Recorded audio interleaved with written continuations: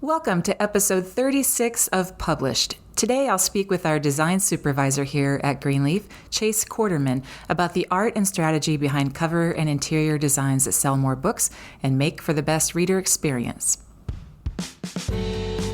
Welcome to Published, a podcast by Greenleaf Book Group, where we'll discuss the ins and outs of the publishing industry, from writing a book and finding the right publisher to gearing up for a book launch. And now, here's your host, Greenleaf Book Group CEO, Tanya Hall.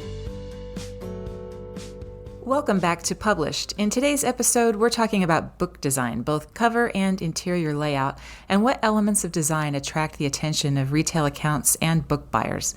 Because despite what our mothers told us, books are judged by their covers, and not only does your book need to be compelling and unique with its content inside, the cover and the interior design, of course, need to represent and reflect that. So here to shed some light on designing books that please both the retail market and the reader is our design supervisor, Chase Quarterman. Let's get into the interview. Hi, Chase. Welcome to Published. Thanks for having me. Absolutely. Our pleasure. Thank you for joining. So why don't you start by telling us a bit about your background and what you do here at Greenleaf? Sure. I'm from Jackson, Mississippi, and I have a degree in graphic design, a degree in advertising, a master's degree in advertising, and a master's degree in design. Too many master's degrees. I've worked in advertising. I've done freelance. I've painted full-time. I'm kind of an odd job, creatively speaking. And now I design books. Mm-hmm. So I'm design supervisor here at Greenleaf, and I design covers and interiors for our authors. Awesome. And you do such a great job at it, Thank I must you. say. So when we think about the cover design process, I think most people listening would see that as the most creative part of the things that you just mentioned. So can you describe your process to us? How do you approach that when you're assigned a brand new cover design that has to represent a brand new book? Absolutely. So I always start with sketches. Every designer is different. Some designers are going to start right on the computer. When I start on the computer, I always get creative blockage. I'm not really sure why, but I tend to get married to things early on, or I get stymied. So I by sketching, by looking at concepts, by trying to create something with my hands instead of with pixels, conceptually, the ideation happens more organically. So once I have all my sketches, I develop it on the computer after that. And that's where sometimes like happy accidents happen, unexpected color combinations, accidentally push the wrong button or hotkey, and then I love when that happens. The planets align, and then I have an interesting option for a client, hopefully. Yeah. Yeah. And how many do you typically end up with that you're proud to show? Well, I show 4. Ultimately, to the author, throughout the process, I probably develop maybe 30. Oh my gosh. Sometimes more than that, and it can be a little daunting. Our art director, Neil, gets a lot of images from me. So it's, weeding through it all and getting opinions. It can be very subjective, but by the end of it, we have 4 good ones for the author. Wow. So it's hopefully, knock on wood. Yeah, quite a process any Yes. which way you cut it. So when we think about a quote, good or great cover design, what are some of the elements that are critical for that book to do well in retail? And I guess what we're looking for there is what makes it pop, as we like to say in publishing, so that someone is intrigued and picks it up. Totally. The first thing that authors should be looking for is something that's genre appropriate. So if it's, let's just say fiction and nonfiction. Fiction is more expressive and can be more experimental. Nonfiction should be a little more conservative, a little more restrained, using negative space or open space more frequently. Not crazy typography. Occasionally, there's always exceptions to the rule, but typically on the business side of things or economic side of things, like this, as a designer, as a creative person, this is where I maybe go overboard, and the team has to kind of reel me back in and say, okay, this is great for fiction, but this is not good for this business book or this economics book. It turns into something's more like abstract expressionism, and it shouldn't be. It should be something that is a simple communication of the content, ultimately. So I'm giving form to content. Yeah, it's interesting when we talk about design and genre because it has to fit in and stand out at the same time. Definitely. And I think that's an important part there. Like, make it unique. Not only should it be genre appropriate, but it should be custom. It should be unique. It could potentially be a brand for an author. Not just a generic vanilla cover. Something that, like you say, pops. Mm-hmm. Mm-hmm. No goldfish jumping out of a bowl. Goldfish jumping out of the bowl, man with suitcase, piggy bank. Climbing a ladder. Right, climbing ladder. And it's easy to fall back on some of those sometimes and try to okay, can I do something new with that trope? But it's hard, and you shouldn't. Like in advertising, those were, the same cliches as well. And it could be really derivative, and we don't want that. We want something fresh but relatable to the author's personality that they're projecting through their writing. Yeah, for sure. Well said. So let's move on to interior design. I think sometimes when I talk to authors, they get a little confused looking. Interior design, it's not a coffee table book, but an interior of the book really does need to be designed to serve the reader well. I'm not going to put words in your mouth here, but can you tell us why that's so important and what are some of the hallmarks of a strong interior design? Sure. This is something that authors often overlook. The cover design is the hero and receives all the attention.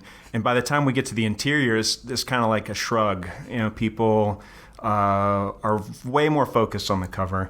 The interior is the content. It's important for people to be able to relate to it, read it, without being distracted by it. It should also relate to the cover. So if there's symbolism already established on the cover, it should be reflected in the interior. I always fall back on classic, when we talk about body copy, the small stuff like 10 to 12 point type. People don't, or they shouldn't have to think about what the type is and the attributes of the type and be distracted by it. Like, for instance, I was reading a book recently that was completely distracting because of the body copy type, and it took me out of the content. It even gave me a migraine because it was just such a weird type choice for a long form, small piece of type. I always choose the classic typefaces from the Renaissance, like Garamond is one that I use frequently. Castellan and Baskerville from the 18th century, they're also really great. Saban. Some of these things, Times New Roman is one that I think most people go back to because of essays, but to me, it's not a great book typeface for some reason. It's too thin. But authors need to consider the typography and the layout of their interior because that's their blood, sweat, and tears put into a concrete form. Yeah. And you're right. Fonts convey moods. Oh, absolutely. And I think sometimes it's subtle, sometimes it's obvious. If it's Comic Sans or something, don't put your book in Comic Sans. Right, please If don't. you learn one thing in today's podcast, don't do that. But it's also, the reader is spending the majority of their experience, quote, with the author in that interior. And Absolutely. So it's definitely an opportunity to connect and reinforce a brand of some sort. Definitely. So the cover is a first impression, and the interior is the long-term relationship. So you should definitely care about it. You date the cover and marry the interior. Right, definitely. Absolutely. All right, so let's talk a little bit about the collaboration between designer and author. Okay. Here at Greenleaf, not every publishing company is like this, but we have a collaborative model, of course, where the author technically has, well, not technically, they do have creative control. You can speak to this better than I can, but it seems 9 times out of 10 they defer to us as the experts here.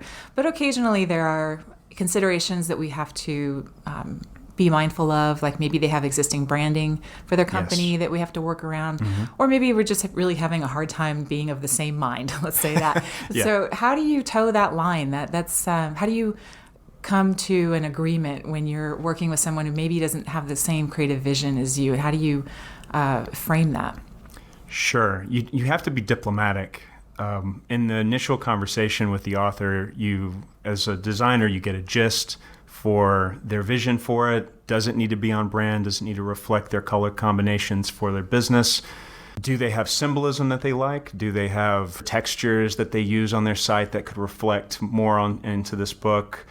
I actually prefer the authors to have some kind of aesthetic vision first thing. Otherwise, my worst experiences in cover design and just book design in general were when the authors mentioned that they didn't really care, or they were open to me just doing whatever, or they said that, they gave me free rein thinking that was exactly what I wanted, when it's kind of a big guessing game.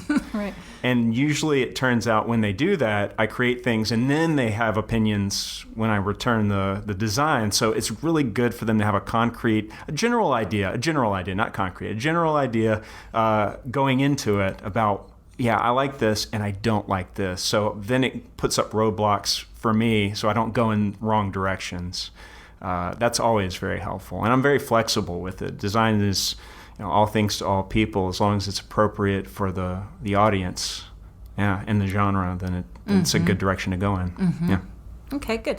And when we think about cover design, we see a lot of books that are submitted to us here at Greenleaf for distribution. For those who don't know what I mean by that, it's the sales part of the services that we provide that are already produced. And we look at them and go, oh gosh, if only you had done something different with the cover. Like there's a certain class of major no-nos that are almost guaranteed to prohibit a book from making it into retail stores. So can you maybe walk us through a few of those no-nos? Totally. So we've already talked about genre appropriateness, wacky images that have nothing to do with the interior, clashing typography with images, low contrast with typography, weird novelty typefaces that were a free download and the metrics are all off, the spacing is bad. There's like a huge laundry list of really bad things that you should avoid with cover designs. But the big one is just, as long as it's appropriate, you want to make sure it's true to the content. You want to make sure that it's not, if the interior is goofy, you shouldn't design, like humorous. You shouldn't design something that looks serious. You would think this is common sense, but It's not. It's not. Sometimes people just don't think about that. Yeah. But you're right. There's the rules are there to be broken, I guess. And once upon a time, I would have said to every author, do not put your own picture on the cover of your book. Yes, And yet we have examples in our own list where that turned out to be completely appropriate. Right. If the author is known to their audience and popular and recognizable, then that's a good idea. If they're not, then it's not a good idea. Also, going back to the customizable poppy covers that we discussed, you don't want a forgettable cover. You don't want to be so like, okay, if we're going to do a nonfiction or business or economics cover, we don't want to make it so restrained that it's like, okay, I've forgotten it 2 seconds later, a goldfish memory. It's just, you want something that kind of burns into the mind, but also is appropriate and speaks to what it's all about. Mm-hmm. Sure. And when you're thinking about these designs, you said you initially sketched them. Are you also thinking about things like printing technology and sort of the effects like ink on foil, or is that something you kind of add on later as, oh, I could also do this? It depends. I mean, sometimes early on the technology is part of the concept, and sometimes it can happen at the latter part when we have a specs meeting at the very end of it all, and we as a team can decide, oh, you know what, this would look really good with a foil stamp, or this would look really good with this certain kind of coating that has this certain vibe, or that would project whatever the narrative is about. And so it can happen at any stage of the creative process. It's weird how that happens, but yeah, it just pops in there. One of these days, you'll give me a book with glitter. I keep waiting. Please, no. Please, no. And Comic Sans. Yeah. Right. It's been 15 years. Where's my glitter book? Yeah, where's the glitter book? All right, Chase, true or false? When it comes to cover design, less is more. I'm going to give an answer that I hate, and it's true and false. Like I'm not a big fan of yes and no answers to questions, but I'd say mostly true. Mostly true, because in design, minimalism has become a current theme, a popular direction that people go into, and they can go kind of too far into minimalism. The less is more thing, it was a quote from Mies van der Rohe, a famous architect. Graphic designers use it all the time. And it's true. Like, we want to fill up space. If there's dead space there, designers want to put something there. That's an initial reaction, like a gut reaction. Like, okay, that needs something. It needs a line, it needs a symbol, but that's not always a good idea. Most of the time, it's not a good idea. Occasionally, more can be good if it's appropriate, if you're trying to show a lot of detail and emphasize one little aspect of it so that you have a differentiation. So, for instance, if there's a really complicated pattern that I've created in Adobe Illustrator, and it's from a distance, there's a lot going on, a lot of symbols packed all together. I can differentiate one symbol by changing the color, and it kind of hones your eye into it as a focal point. So it's a really complex cover with a lot of different symbols, and maybe type is in there as well, but you can also intrigue people with detail. And so that's my yes and no. I kind of thought you were going to say something to that effect. So yeah. A little bit of a leading question, I guess. Right. It depends. That's the answer. Awesome. Well, it's such a fascinating topic, and we all work out on design over here at Greenleaf. So thank you so much for joining us and for all that you do. Thank you. I appreciate it. That's it for our episode today. We hope you enjoyed learning about book designs that sell. For notes and resources from today's show, go to greenleafbookgroup.com/episode 36. You can also find advice for writing, publishing, and promoting your work in my book, Ideas, Influence, and Income, which you can learn about at ideasinfluenceandincome.com. If you've enjoyed our show, please rate and review us on iTunes. It means a lot to have your feedback and helps us make sure we're answering your publishing questions. A big thank you to Eleanor Fishborn, who produces the Published podcast. We'll be back next month with another new episode. Thanks for listening to Published. To learn more, please visit greenleafbookgroup.com. And remember to subscribe to this podcast on iTunes.